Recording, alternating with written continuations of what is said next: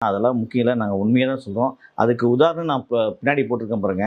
இப்ப உங்களுக்கு காமிக்கிறேன் பாருங்க. இன்னைக்கு புக் மை ஷோல டிக்கெட்டே இல்லாம, அதுவும் சிட்டில டிக்கெட்டே கிடையாது. ஆனா அது மீறி பார்த்தீங்கன்னா, எல்லா இடத்துலயுமே இப்போ அப்படியே காஞ்சிபுரம் மாவட்டம் ஆரம்பிச்சு, இந்த பக்கம் லோக்கல் ரோகிணிலேருந்து ஆரம்பிச்சு, காசிலேருந்து ஆரம்பிச்சு, எல்லா தியேட்டர்லயுமே வந்து பார்த்தீங்கன்னா, சிட்டில ஒரு டிக்கெட்டும் கிடையாது. ஹவுஸ்ஃபுல்லா போயிட்டுருக்கு.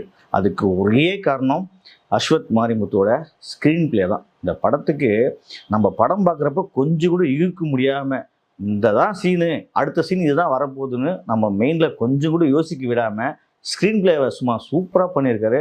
அதுதான் இந்த படத்தோட மிகப்பெரிய பலம். அதே மாரி செகண்ட் ஹாஃப்லலாம் பார்த்தீங்கன்னா, நீங்க இந்த சீட்டை விட்டு சும்மா அப்படி கூட நகர மாட்டீங்க. செல்ஃபோன கையில தொடவே மாட்டீங்க. அந்த அளவுக்கு கிரிப்பான ஸ்க்ரீன் ப்ளே. படம் கிளைமாக்ஸ் வரலையும் அவ்ளோ அருமையா இருந்தது. பார்த்தவங்க எல்லாருமே சரி, படம் ஓஹோ! ஆஹன்னு பாராட்டிக்கிறாங்க. அதுவும் சிம்பு பாருங்க. சிம்பு சொன்னாரு,